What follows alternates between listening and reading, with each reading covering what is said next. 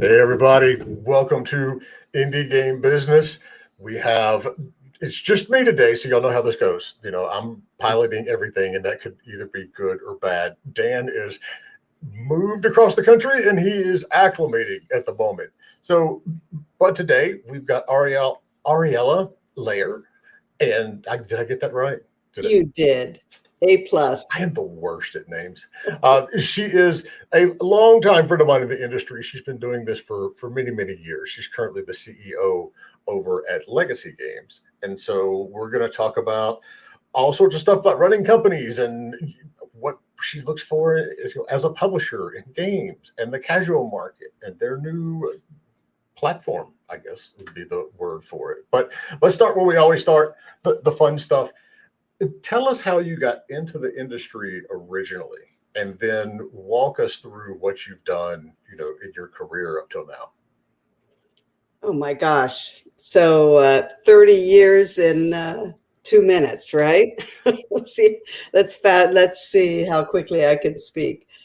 Well, I went to school in cognitive psychology. I got a PhD from Claremont Graduate University, and did not want to be an academic. Decided I did not want to do research, which is what most people did with that career back then. I was more interested in the application. So I started making educational games. And our first product, I was the executive producer. I put together a team. Well, I should say before that, I did consulting, which is what you do when you don't know anything and you get right out of graduate school. But the timing was amazing back then. That was the era of Apple IIe, Commodore 64. Schools were just starting to get into educational software, and companies like the Learning Company, they were in their heyday. You probably all remember Robot Odyssey. I consulted on Math Rabbit, Reader Rabbit. So those were great games. I knew Jan Davidson very well, had as a consultant worked with their main distributor, and we were selling and training dealers at Radio Shack on Math Blaster and Ziploc bags. So that was the era in which I entered, and it was really just at a wonderful time. So fast forward a few years after consulting. Of course, all consultants think they can do what they're consulting about. So I said, okay, I'm going to make games. And sorry, Jay, but consultants are the worst. We're the worst. So I was executive producer of a game for the Learning Company called Children's Writing and Publishing Center, which was a kids newsletter writing program. It was this huge hit in schools. I was, because of my educational background, very interested in open-ended tools and experiences for kids where they could, through trial and error and deductive reasoning, figure out responses. And I wasn't fond of educational games where there was only one right answer. And, so I ended up doing a series of educational games for kids, one for Disney called Disney's Picture Crossword Puzzle, which was a really wonderful picture crossword puzzle game. And then I said, well, gee, I'm so good at this because both of those games were successful. I don't need a license. I don't need a publisher.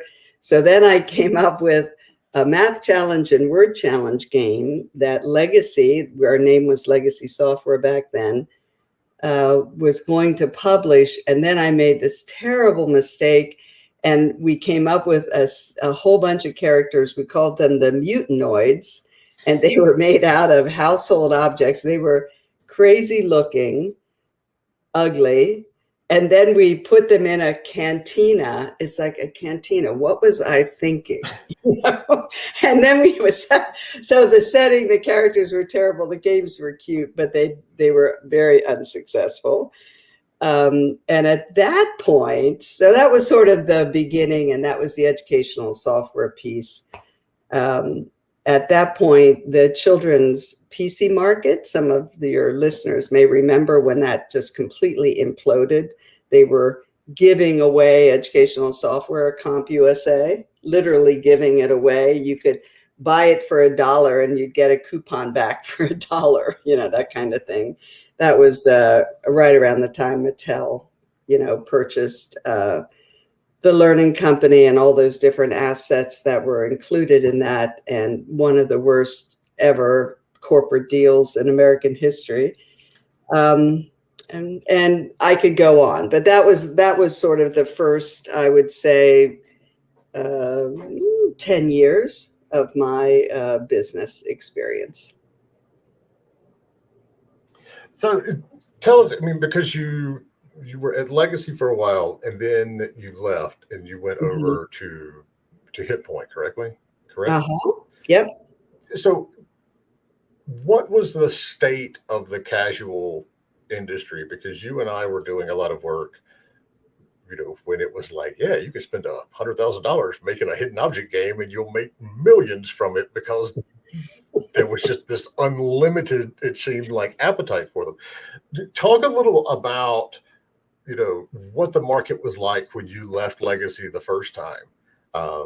And it's yours, so we can discuss this. For the folks that don't know, explain the contract and the distribution fee that we, got to deal with from companies like Big Fish back then, and how they were weighted.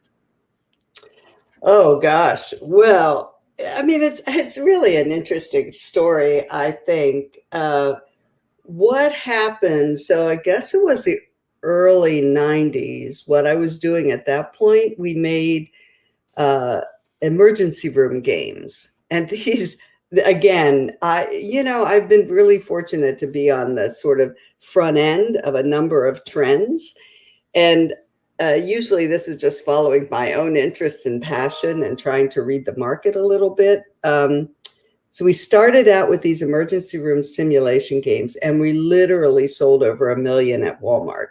We did a couple different sequels, Code Blue, Code Red, Disaster Strikes, but they were all based on this original 400 medical emergency cases that we created with a doctor. And they were just realistic simulations. And so we sort of, in my inimitable fashion, we sequeled it to death. We even did vet games. We were the first out with some vet games as well, like based on the ER model.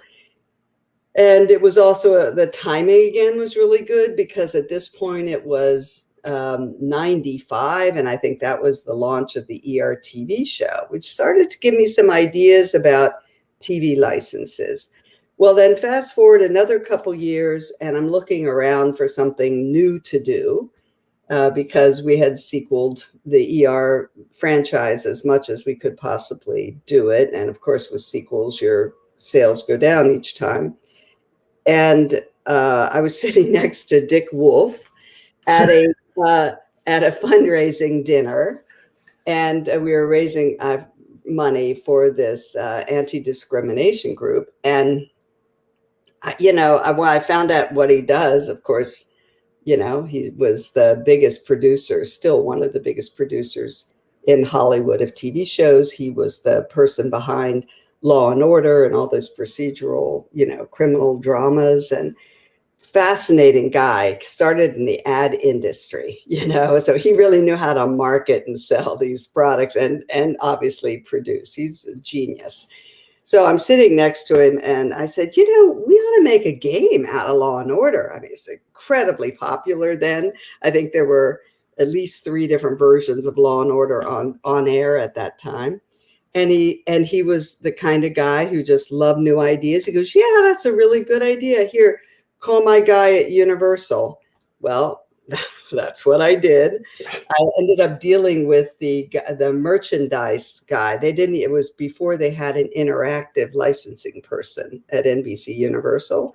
So I ended up dealing with the guy who dealt with T-shirts and coffee mugs. And we cobbled together a licensing agreement. And Legacy went on to make 4 Law and Order games. So this is all preface to saying what was happening in the casual games market. So they were huge successes. They did really well. They were the first TV drama games made.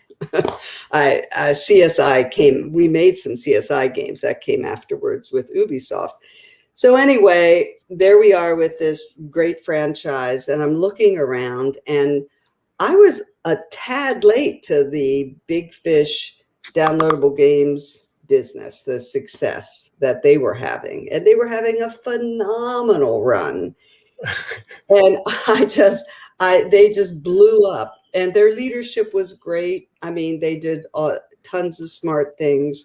They, decided early on they needed exclusives, to sort of keep out the competition. So they went and gobbled up a bunch of really good developers. They focused on the hidden object genre, which is really what this casual audience wanted more so than, time management was fine, and match 3 was fine, and mahjong is fine, but they really were mostly successful with their hidden object games. They came up with a subscription model. They created a desktop app where every time you downloaded one of their games, you got their game launcher on your desktop. They were groundbreaking in the stuff that they did and the way they captured this audience on the PC, and making all the right moves with their subscription. So I'm looking at this and I'm like, PC downloadable market, because you have to understand that we were selling the vast majority of our products at retail. Walmart loved Law and Order. They have a 60% female audience there, and even on their PC shelves. I had a hard time convincing the buyer that women would actually buy Law and Order, and they were the majority of the watchers of Law and Order on television. I said, come on, this is going to sell. So it did sell at retail, and I wasn't doing much digitally at all at that point. Then I had the idea of signing up a bunch more TV licenses to bring to digital download. And instead of creating a long form adventure game, point and click, we were going to do these hidden object games based on these TV licenses. And that was a really successful formula, because, all these product development, product cycles, when you, in the beginning of a hardware platform or something like what Big Fish was doing in the beginning, it's a great time to create your own franchise, like Mr. Case Files, which is what Big Fish did. But as that product development cycle matures, then towards the end, that's when you want to bring licenses. So I would say, for example, the console business right now, given where they are with their hardware, the older hardware platforms, if you want to stand out, on the Switch, it's better to have a license, right? Because you're sort of at the end of that hardware cycle. Not end, but closer to the end. So anyway, we brought in a whole bunch of TV licenses to Big Fish, and it was very funny. Our biggest success was Murder, She Wrote, which, in retrospect, is not so surprising given the market, how that demographic would fit. But it was funny because I didn't want Murder, She Wrote. I was going after a different NBC license.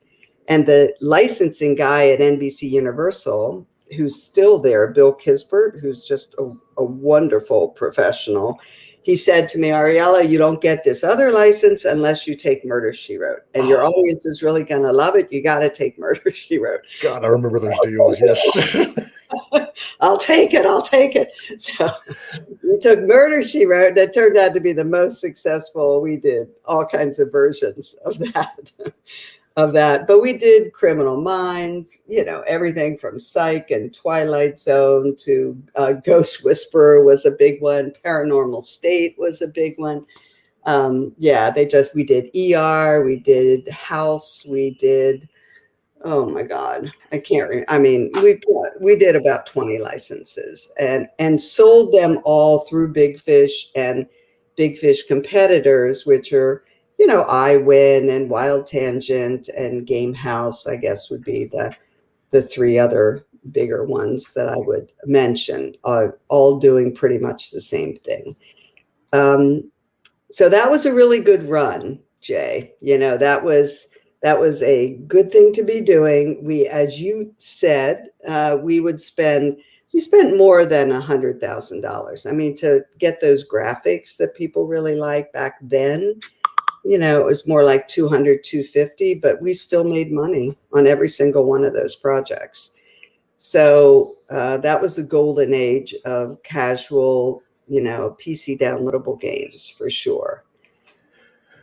So Maybe I'll stop there. I could keep going, but I don't. And so I've already had like 3 or 4 other questions that popped up in my head, since we're on this aspect of it anyway, because I just had this conversation yesterday with a client of ours.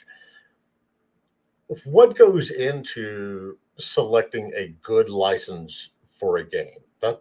Let's start there. Well, it's not as easy as it sounds. And I'll tell you an example. I'll start out with an example where I don't think it worked very well. Legacy recently picked up a game to publish.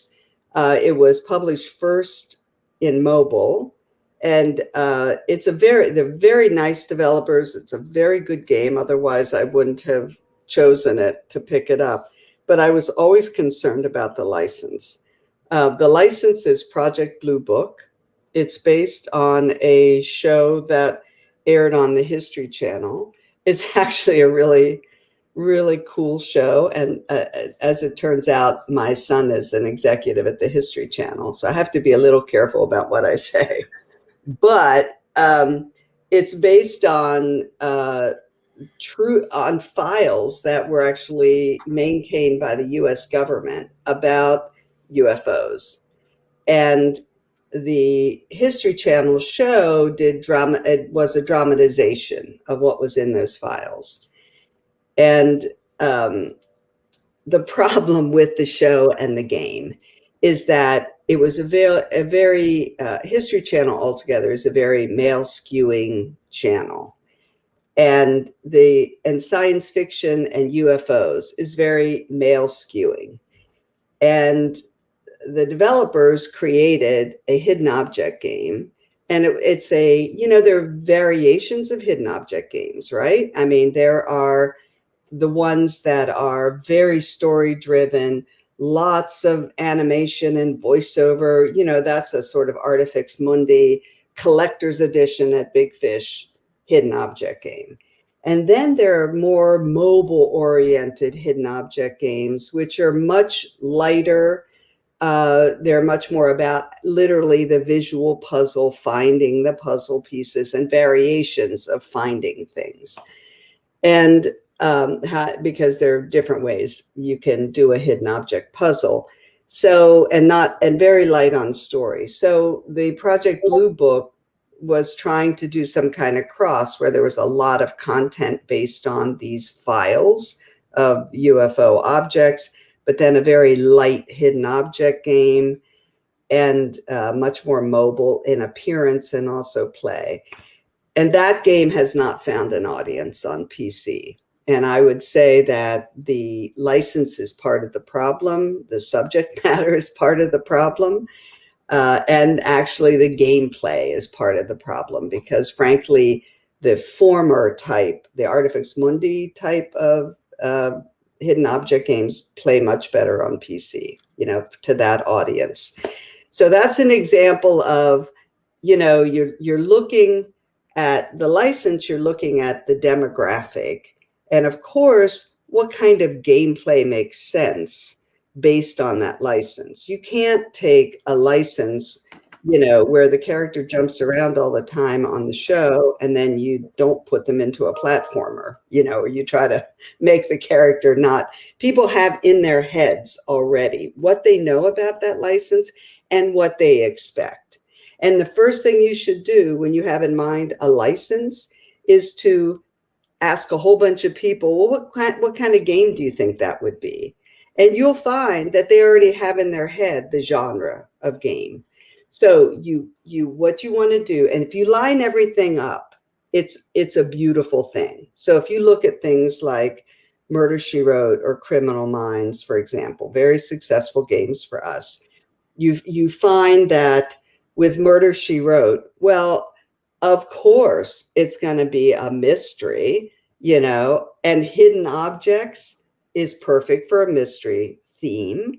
And it's mostly older women. Well, guess what? Who's playing these hidden object games?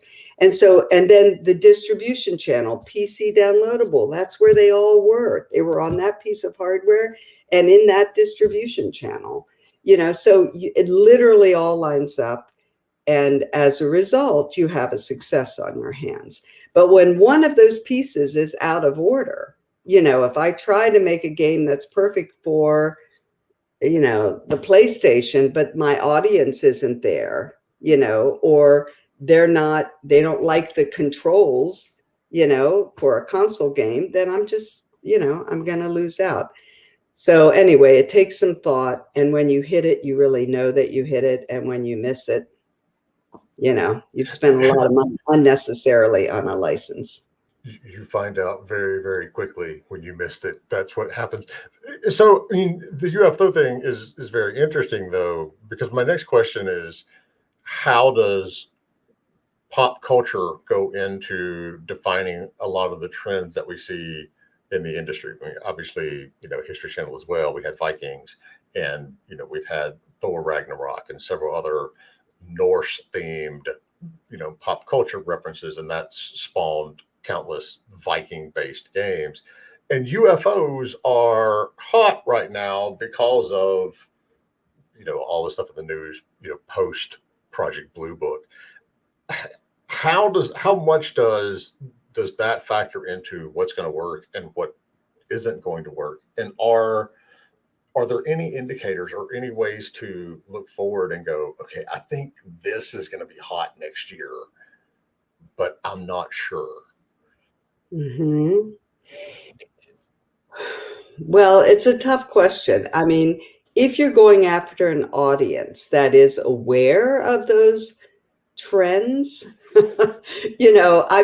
honestly, I knew it was interesting. The first stimulus bill that was actually passed under Trump during COVID, one of the not very well-known requirements of that bill, and I have no idea how it got in there, who put it in there or why, was that the government was going to have to release all these secret files about UFOs by a date certain. And I think the date certain was end of March of this year.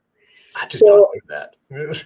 I was like, that's crazy. And I read that and I thought, that's a weird thing to put in there, but okay. That's interesting. And that's what has been made that topic so hot, right? Because all of a sudden, all these files got opened up, much more so than what was open previously. And that's why you have various politicians and other people talking about, well, maybe UFOs really do exist.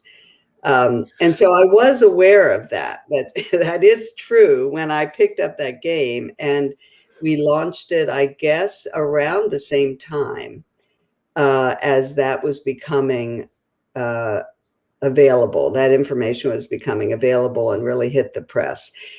Unfortunately, the game type, like I say, there was a mismatch. There is a mismatch. And so it didn't help. But, I think trends, keeping an eye on, right now we're getting licenses from everywhere. I mean, look at Bridgerton, right? On Netflix, it was their biggest show of the year last year. And that's based on a series of romance novels. And that's, to my knowledge, the first time romance novels, and I don't put 50 Shades of Grey or whatever that book series was called. I don't put that. That's a sex novel. Bridgerton is if your audience doesn't know it, probably takes place at the first half of the 1800s, in Regency, New England. And it's a story of the aristocracy falling in love, and quite different. And that was a huge success. So I looked at that and I said, well, that's kind of my audience. I think that, if hidden object games were a little more robust on PC, they're just not anymore. We can get into what the current state is, I would say.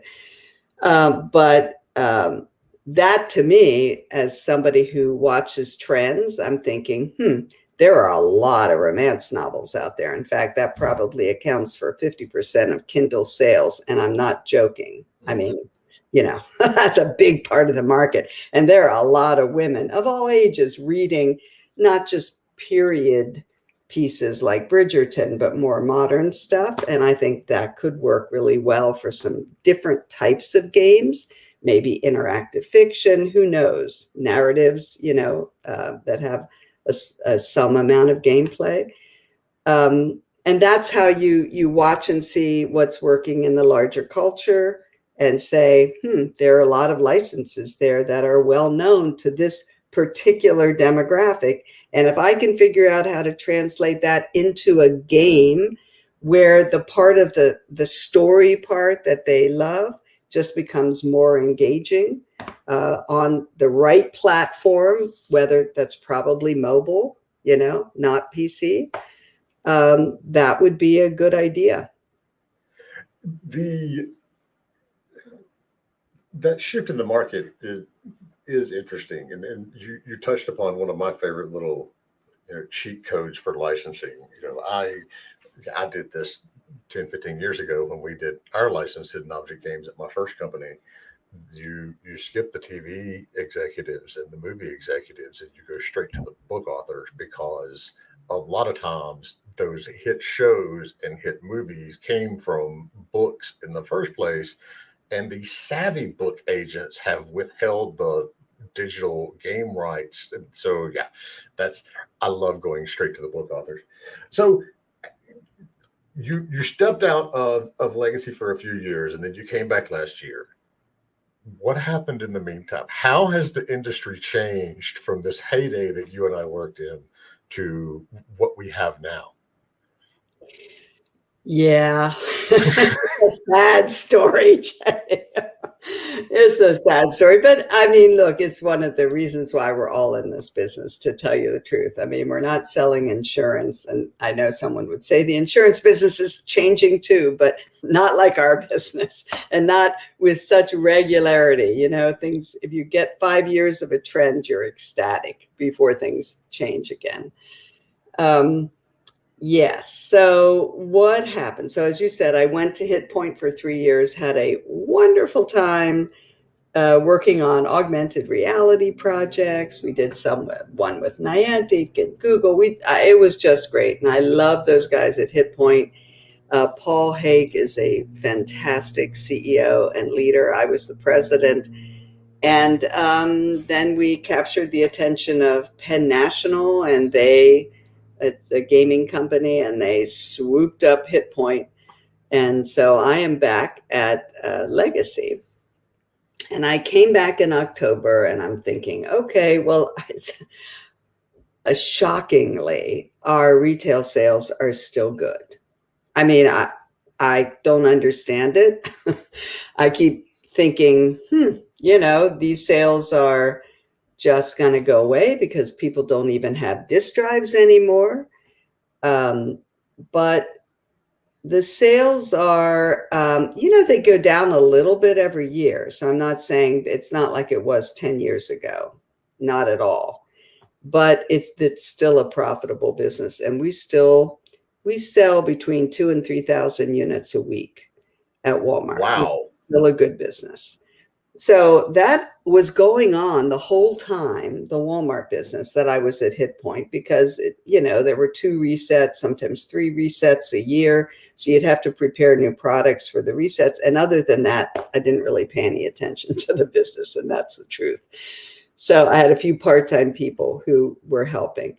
So then I come back, and it's I'm looking around. And of course, one of the things I did not do nearly enough early in my career and made a number of mistakes as a result was actually talk to people.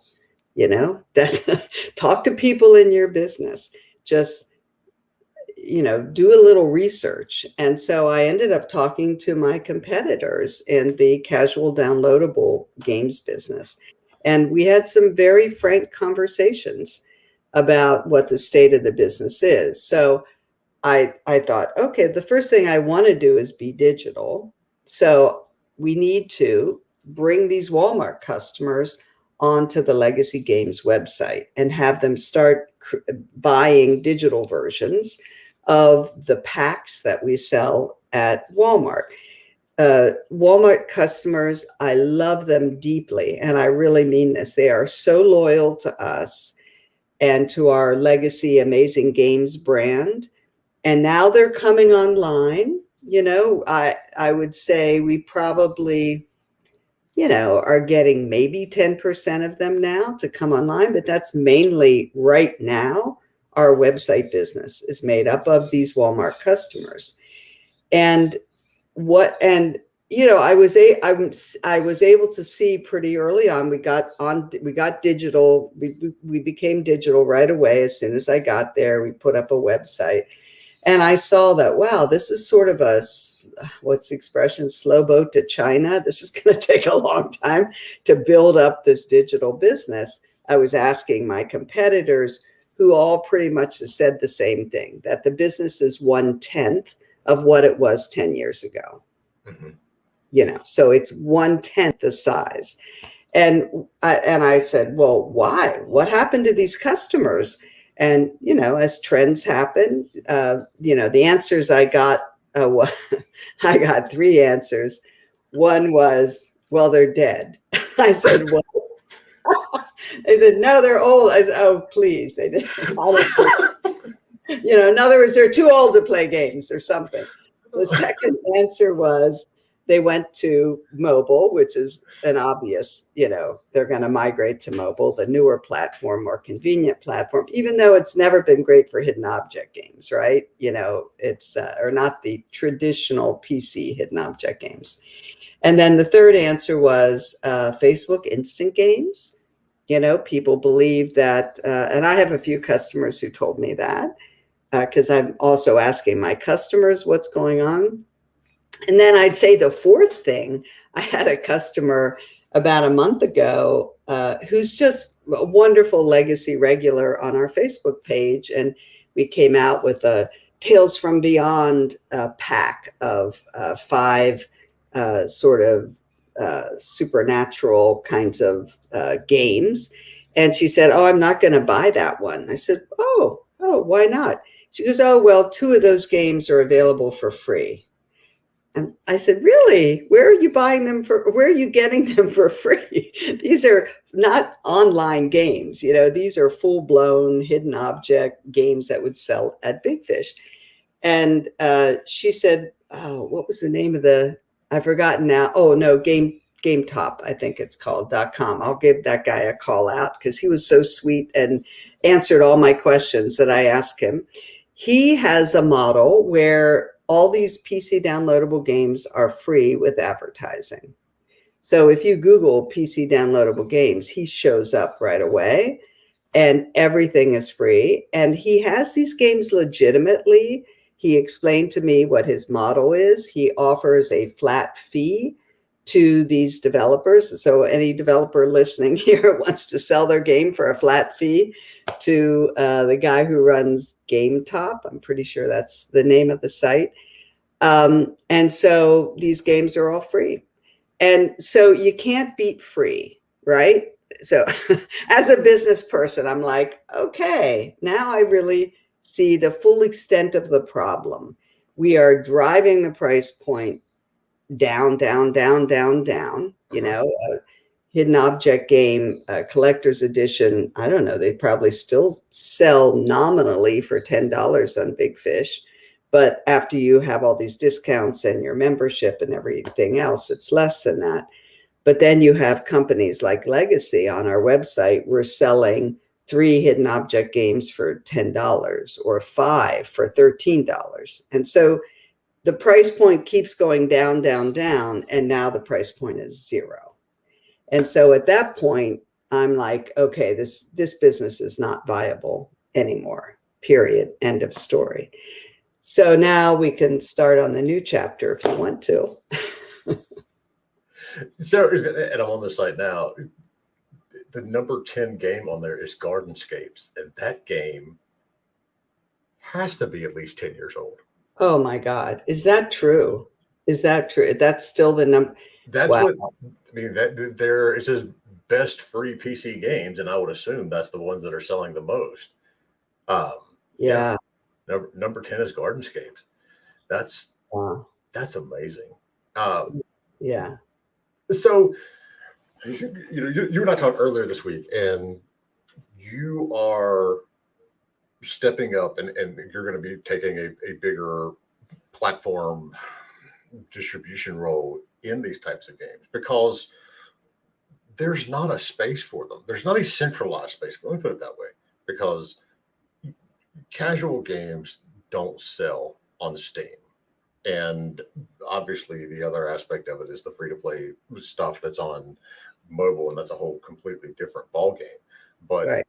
If you want to get these games digitally, it's a really fragmented space. So tell us a little about what you're going to be doing with this new, and it's not just casual, it's indie games too. That's the important part. But tell us what you're doing now with that process, and what developers can do to get in touch, and just I'll talk about that for a minute. Well, with pleasure. So looking around and saying, okay, I can't just sell hidden object games, PC downloadable. I mean, I sort of knew that at the beginning of the year, but wasn't quite sure what to do about it.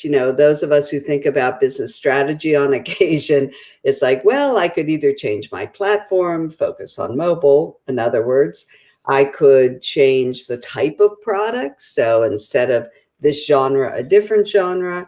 I could change my business model. So going from, premium to something else, free to play, advertising driven, something like that.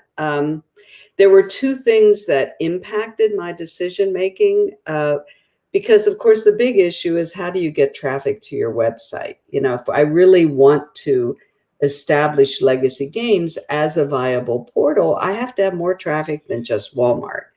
And the Walmart customers, they want hidden object games. So it's always that issue, right? When you want to move forward, you have a legacy business. And my legacy business is Walmart customers and hidden object games.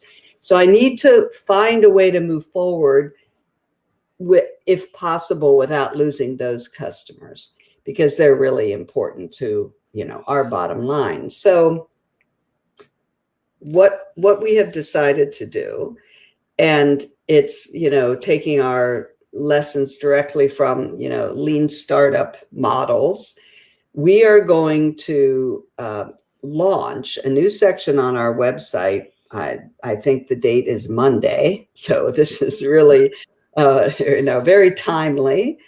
And it's called Indie Game Spotlight.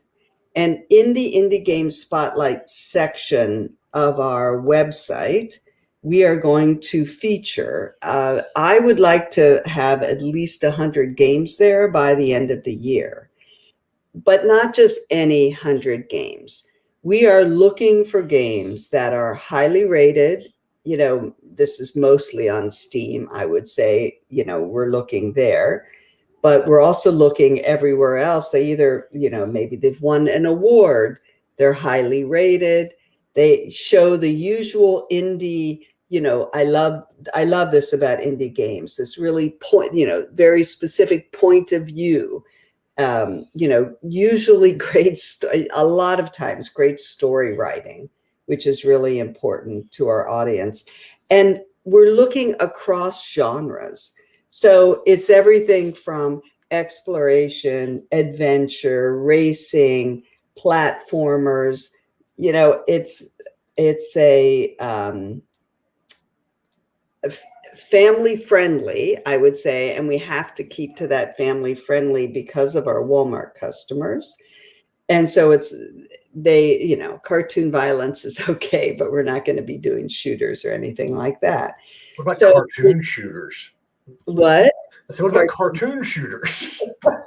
Well, we'll see. We'll see how this works out, But we're looking at all kinds of games. I have a list in front of me here of about 50 games. And my colleague, Constantine, is reaching out to developers and sometimes their publishers if they control the rights, and offering up legacy games as a potential distribution portal, Walmart retail, as well as retailer.com sites that we are on with our products. And there, for example, walmart.com, that's turning out to be a pretty good site to be on.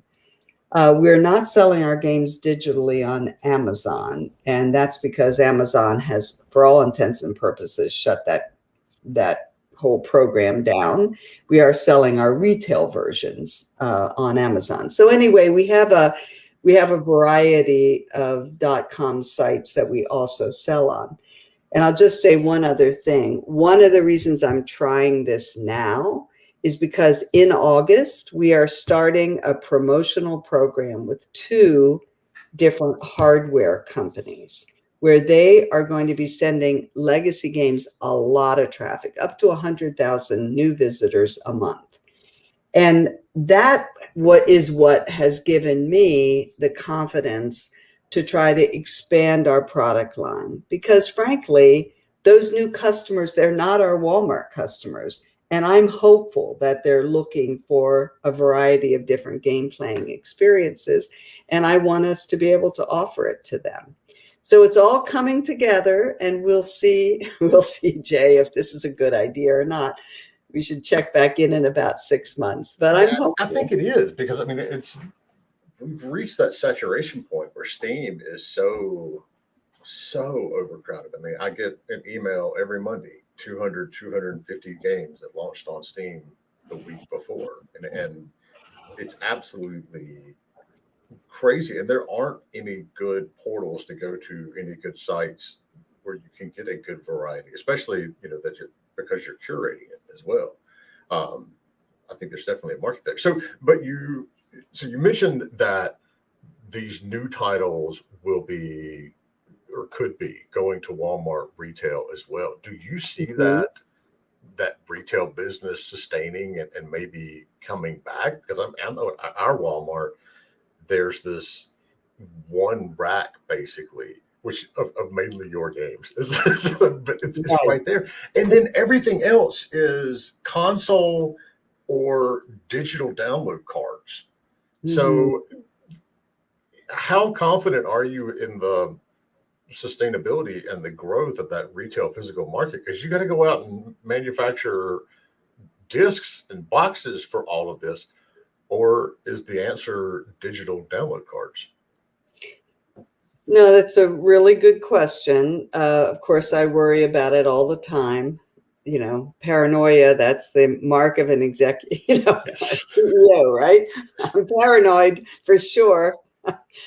I will just say once again, Walmart is a wonderful partner.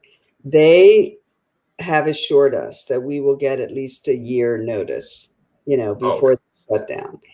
And Walmart makes, anybody who sells to Walmart knows that they make their decisions about their shelves, how many slots to allot to a particular category every year in April, or is it May? No, I think it's May. I'm sorry.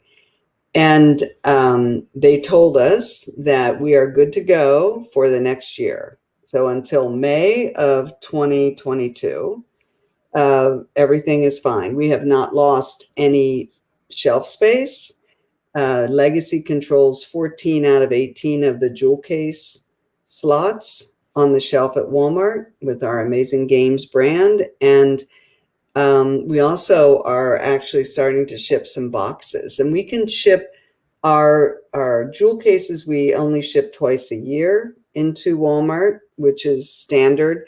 but boxes we can ship anytime. So, they have to be accepted by the buyer, but I don't think the buyers turned down anything from us for years. I mean, 5 years. I can't, or more. I can't remember the last time they turned down a product that we presented to them. So, what can I say, Jay? I'm confident for the next year that we'll be okay. And so we're making just as many, physical products this year as we did last year. Next year, who knows? But the one area that Walmart, I know one reason why Walmart likes our products, and that is that they make a better profit margin on these jewel cases than just about anything else they sell. They make a good, healthy profit margin, of course. So they're looking at that as well as the number of units that are sold, when they make their decision about what to do with the shelf space. It almost falls into a lot of this cycle that we go into the industry all the time anyway, and it's like everybody jumps out of retail. Well, all that does is open a tiny little vacuum sometimes where people can go back in and see success.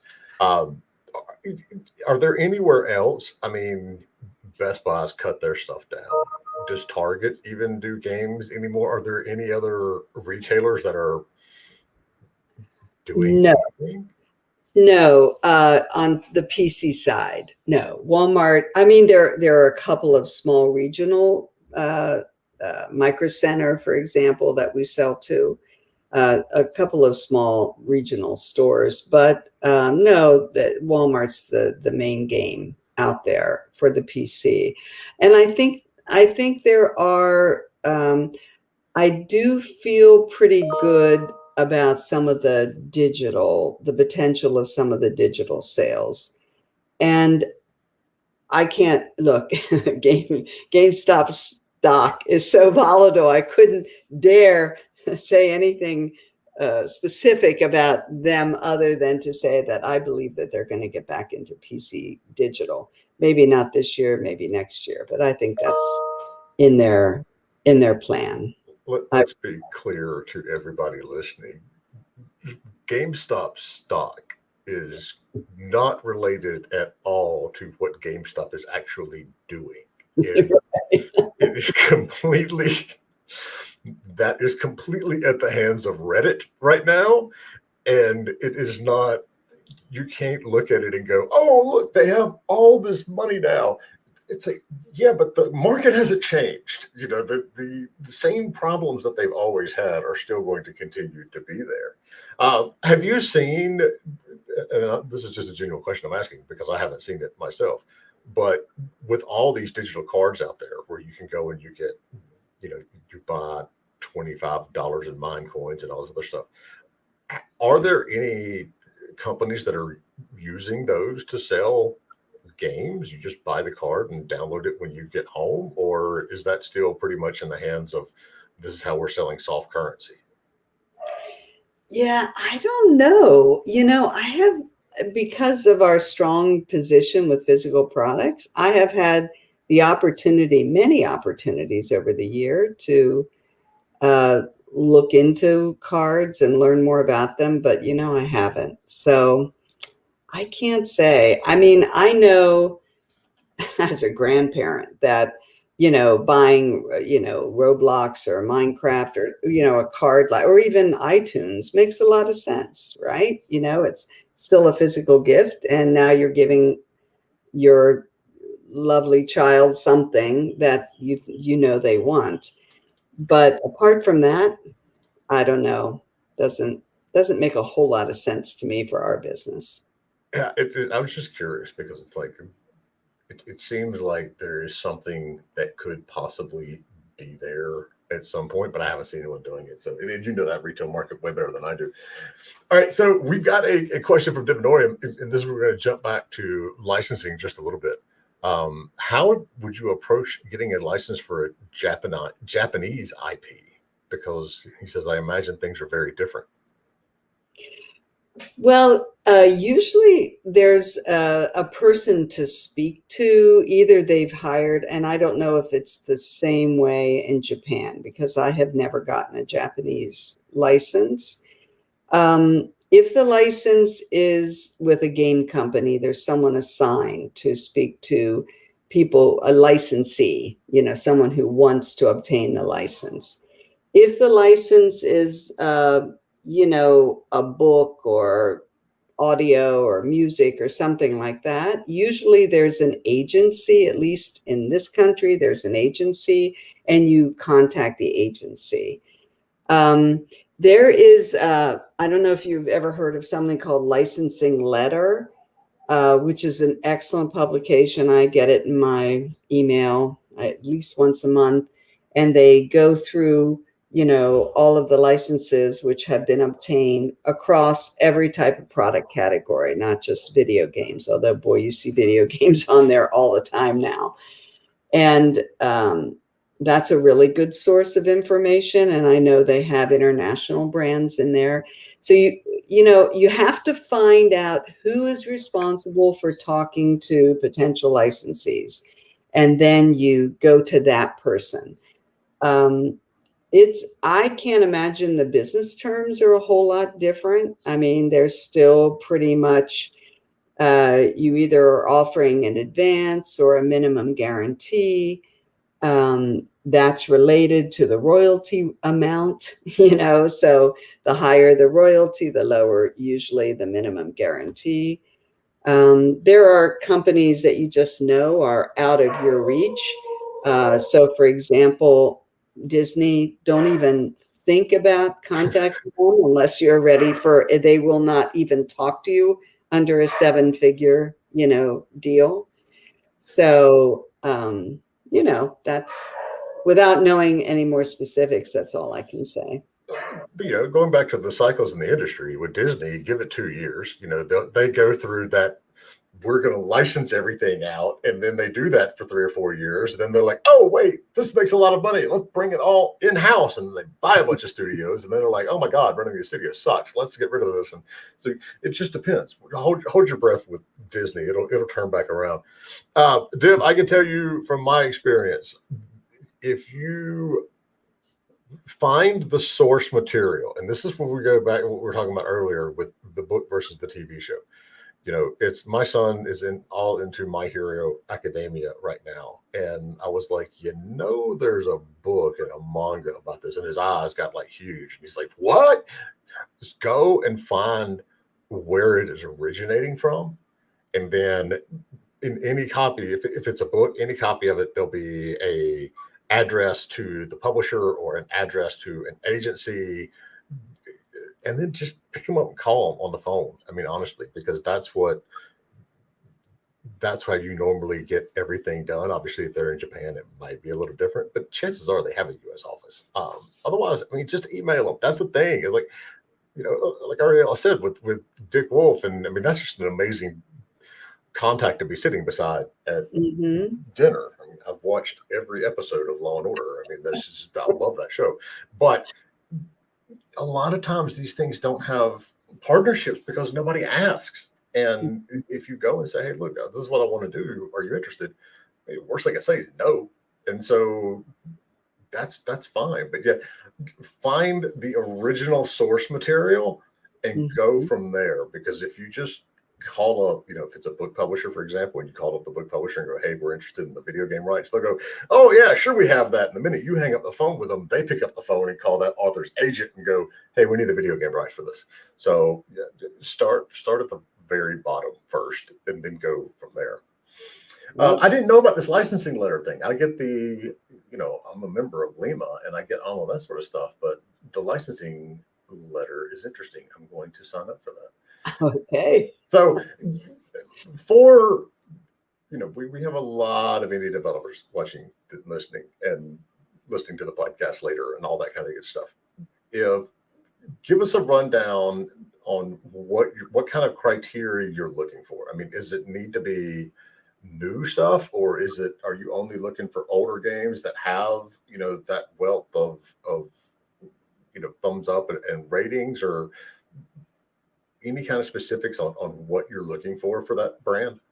Yeah, new stuff and old stuff are fine. As you say, the old stuff, we have a little bit more of a background, in terms of reviews.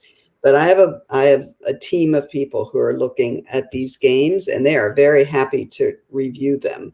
So if it's a new game, very happy to take a look at it, even if it doesn't have reviews. It's.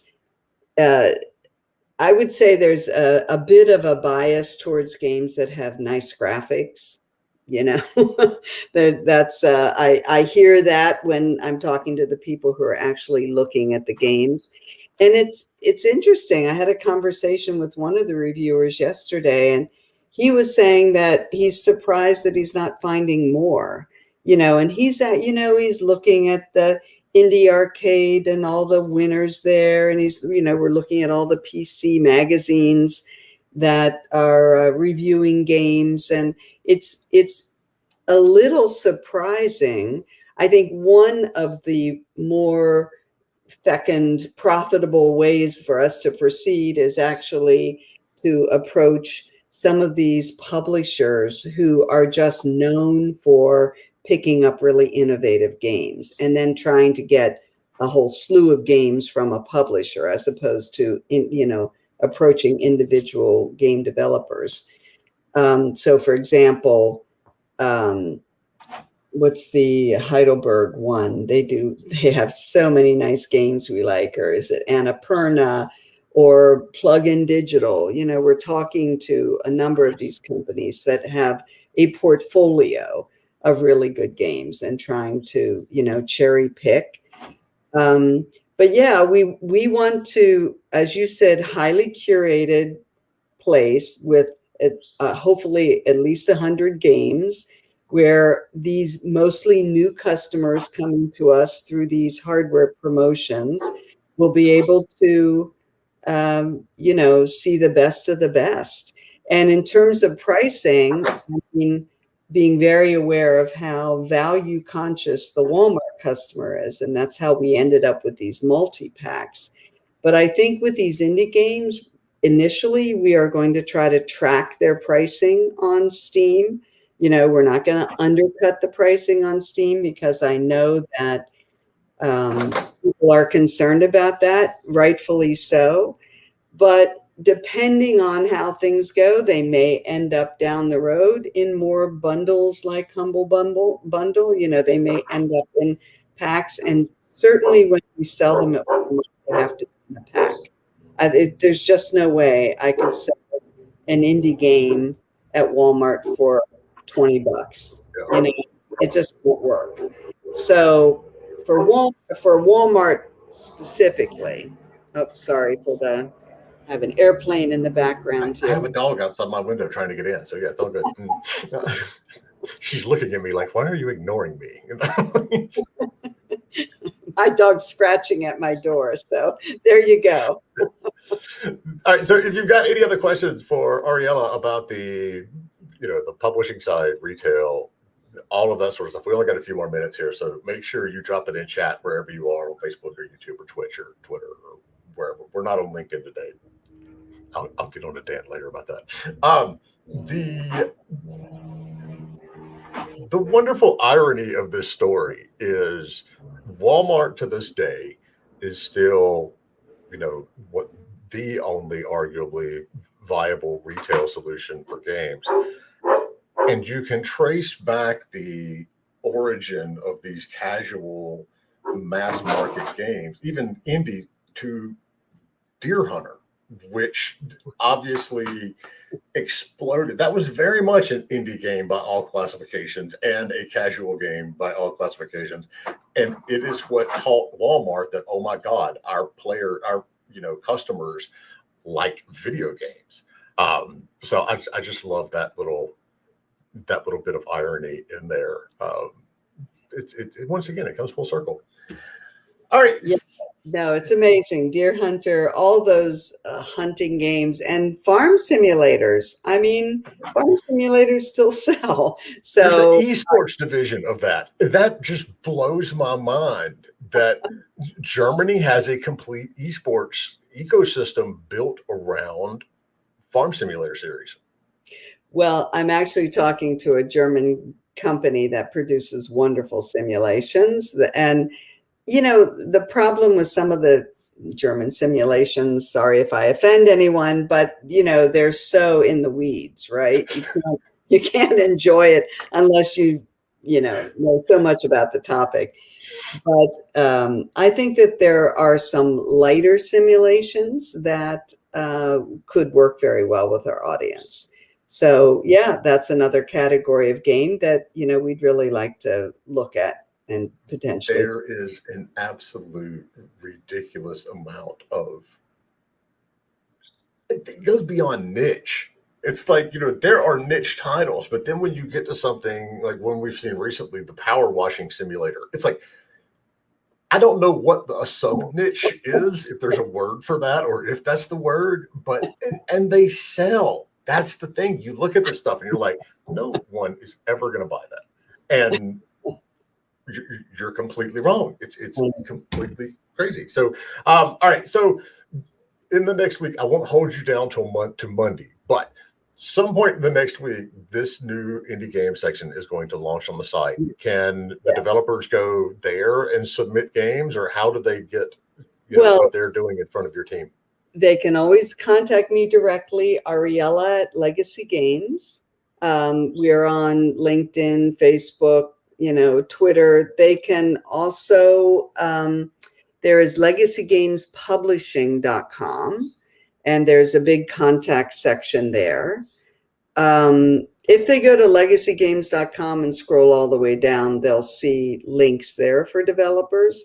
So, I mean, I don't think it would be hard to find us, and would love it if people would, send us their games. Again, this is a distribution offer. We're not trying to assume responsibility for all of your publishing.